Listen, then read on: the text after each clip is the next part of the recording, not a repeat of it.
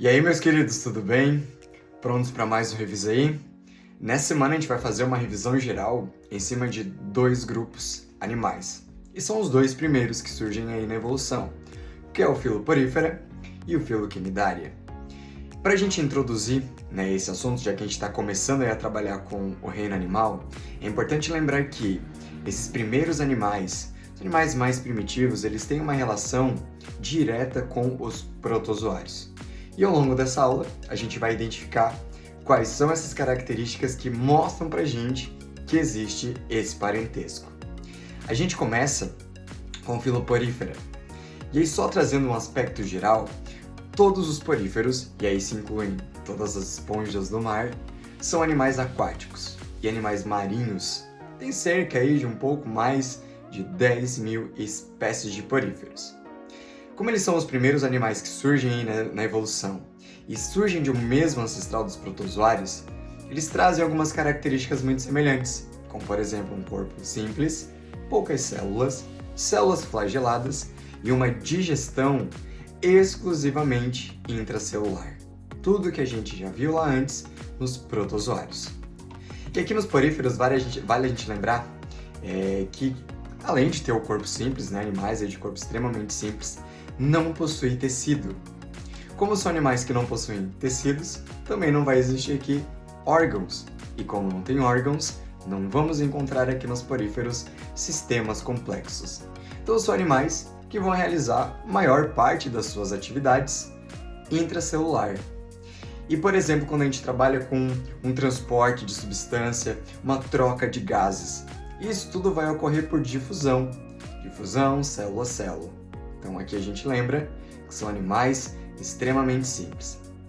Como eles não têm tecido verdadeiro e também não possuem nenhum sistema, e isso inclui a cavidade digestória, eles são considerados animais parazoários, porque a gente tem o reino animal e o reino metazoa. E aí a gente tem meio que os animais verdadeiros, que são os eumetazoas, e tem os parazoários, que é um grupo que fica ali paralelo a eles, justamente por serem os únicos animais que não possuem o tecido verdadeiro e a cavidade digestória.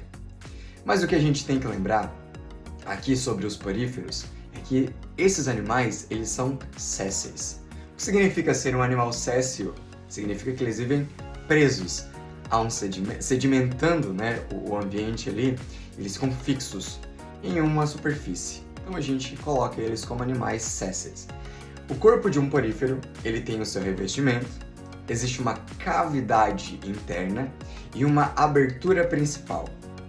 Essa cavidade interna a gente pode chamar de átrio ou de espongiocele. E essa abertura principal a gente chama de ósculo.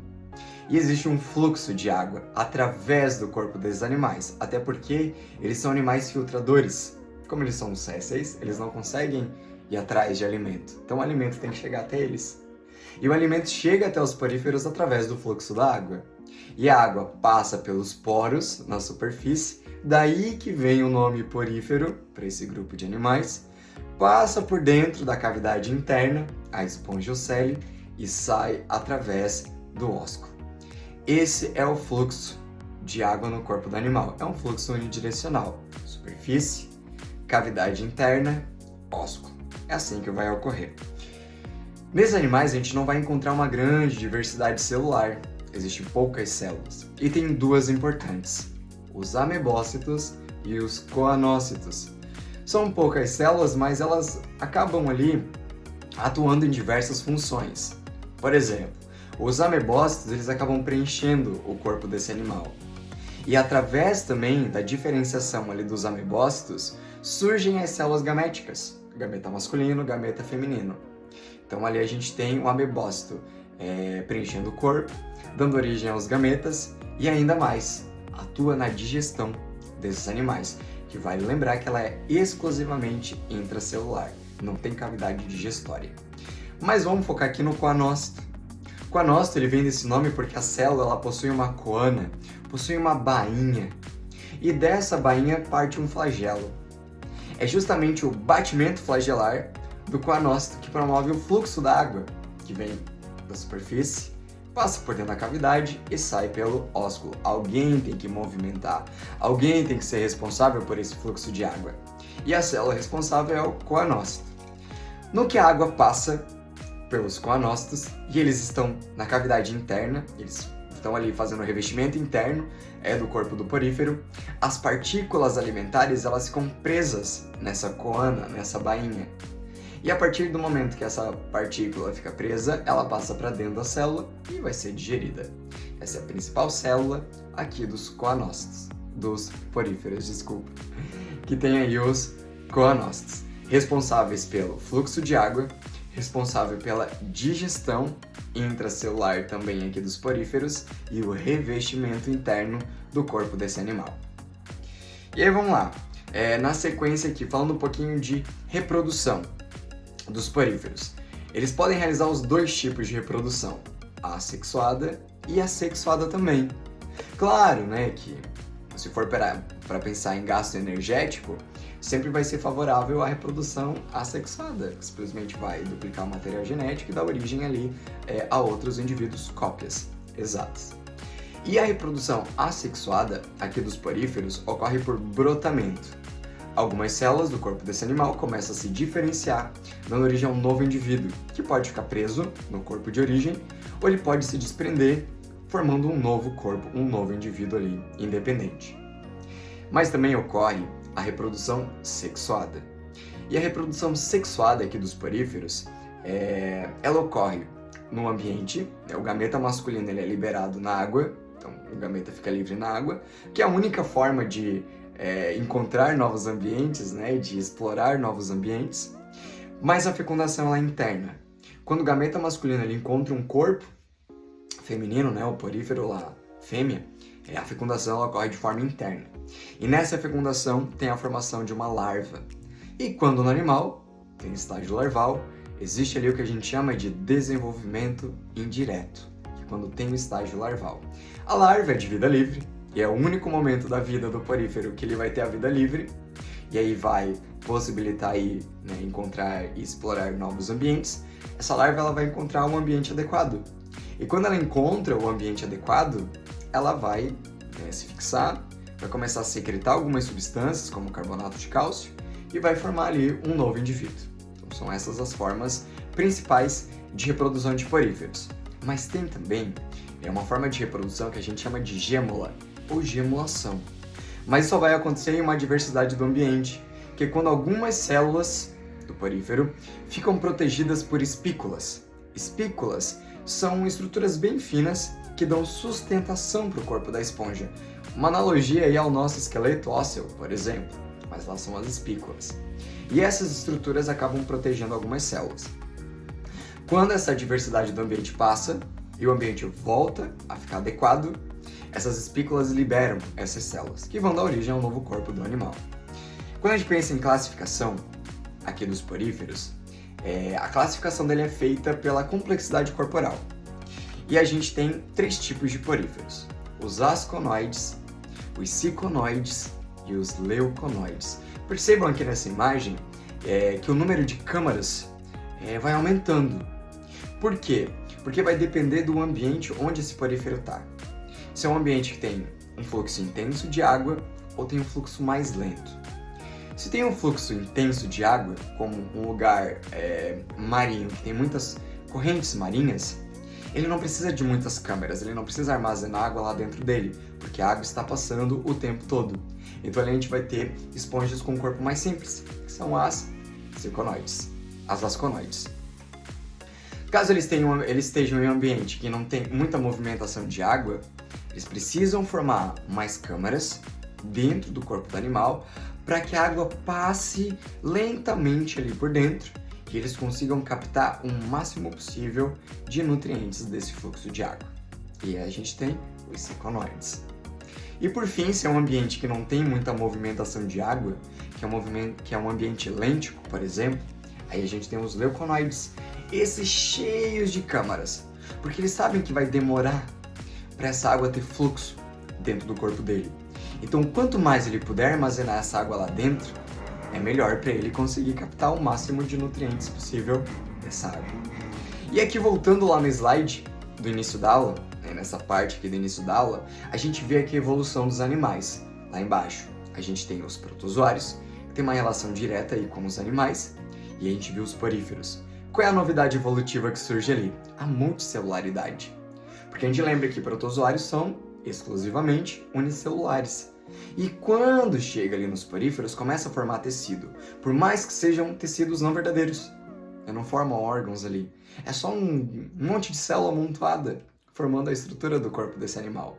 E a gente viu que as células são os coanócitos, a gente viu que tinha os amebócitos, as espículas que dão a estrutura para o corpo do porífero e os porócitos, que são as células ali que dão nome para esse grupo, né, que formam os poros por onde a água vai entrar e ter um fluxo constante ali dentro desse animal.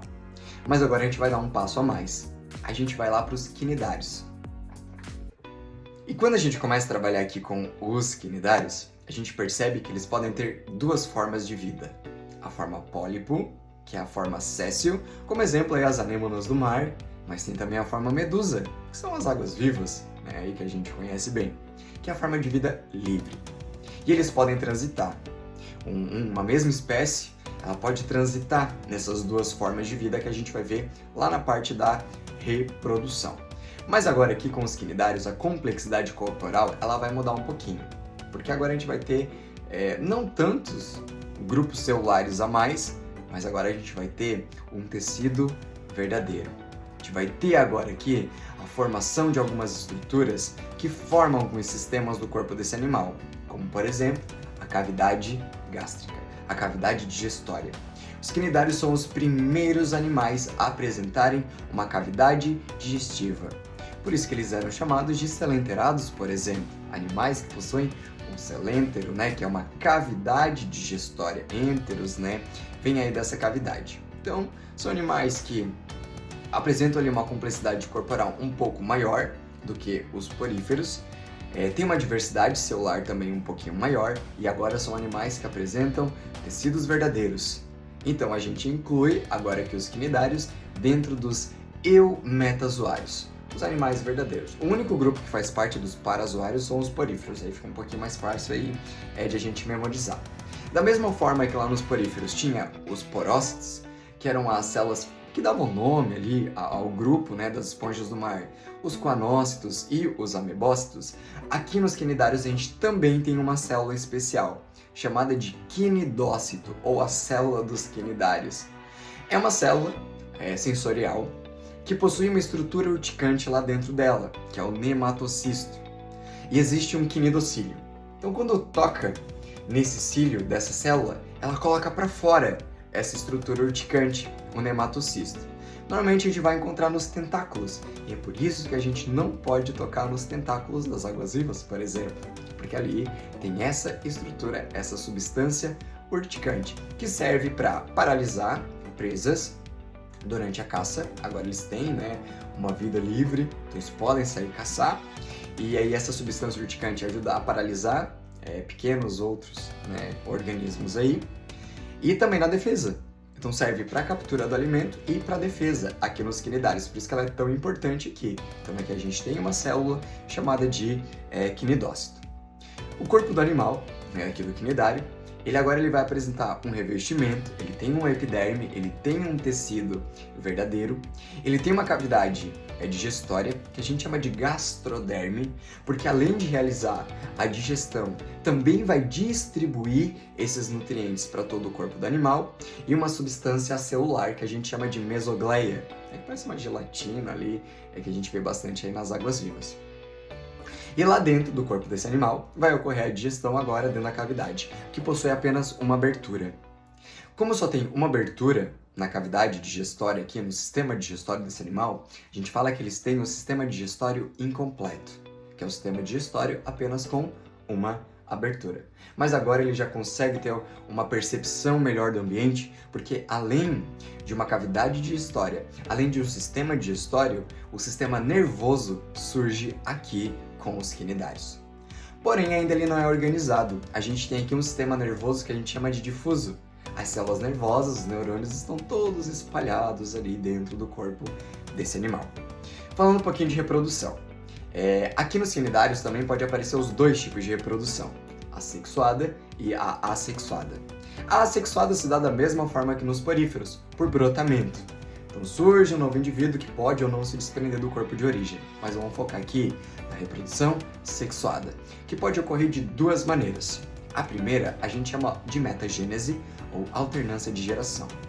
E aí a gente tem aqui o estágio de pólipo, que é o estágio de vida fixa, que é o estágio séssil aqui desse animal. E aí tem vários grupos de pólipos, alguns responsáveis pela digestão, alguns responsáveis pela captura de alimento e responsáveis também pela reprodução. Esses que são responsáveis pela reprodução, eles vão formar novos indivíduos através da reprodução assexuada. E através da reprodução assexuada, eles formam indivíduos de vida livre, as medusas. E aí eu tenho lá a medusa masculina e a feminina, macho e fêmea. E elas são as responsáveis pela reprodução sexuada. Então, quando ocorre a reprodução sexuada no estágio de vida livre, no estado medusoide, vai formar uma larva. Então temos aqui de novo uma reprodução, um desenvolvimento indireto com o estágio larval. A larva vai encontrar um local ideal, vai se instalar, vai se fixar e vai formar novos pólipos, novas colônias desses pólipos. E aí começa tudo de novo. Por isso que a gente chama de metagênese ou alternância de geração. Em um estágio é vida fixa, reprodução assexuada, num outro é de vida livre, reprodução sexuada. Mas a gente tem também a estrobilação ou estrobilização. É muito parecido, só que a estrutura reprodutora é um pouquinho diferente. Então vamos começar aí, temos lá a forma de vida livre, a medusa, que vai fazer a reprodução sexuada, vai ter a produção de gameta, masculino, feminino, fecundação interna, produção da larva, a larva vai encontrar um local. E quando essa larva ela fixa, ela forma uma estrutura que a gente chama de estróbilo. Tá? Nesse estróbilo, por reprodução assexuada, vão sendo formadas estruturas transversais que a gente chama de éfiras.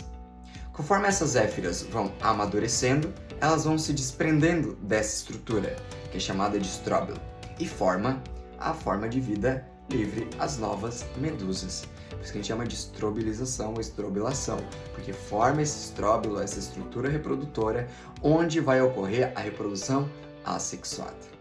Então a gente consegue aí, né, agora para finalizar um pouquinho a nossa aula, fazer um fechamento geral. A gente falou aí de poríferos, primeiros animais que surgem aí na evolução. Existe uma relação de parentesco com os protozoários, são animais extremamente simples, sem tecido verdadeiro, sem nenhum tipo de sistema. Quando a gente chega nos quinidários, a gente não passa mais na evolução. Surge agora um tecido verdadeiro, surge sistema nervoso, surge uma cavidade gástrica, né? Uma cavidade digestória. Mas eles ainda não são o mais complexo de todos. Quando a gente vem aqui nos quinidários, por exemplo, falando de embriogênese, que vocês tiveram agora recente, a gente tem nos quinidários animais diblásticos, animais que possuem só 2 folhetos embrionários no desenvolvimento, o ecto e o endoderma, o mais externo e o mais interno. Ainda não tem a presença de um mesoderma, um folheto embrionário intermediário. Mas a gente tem aqui uma novidade evolutiva, e as novidades evolutivas são o tecido verdadeiro e a cavidade digestiva. E quais são as próximas novidades evolutivas? Quem são os próximos grupos de animais que vão surgir a partir disso? E aí fica para o nosso próximo Revisaí, o Revisaí da semana que vem. Um abraço e uma boa semaninha para vocês.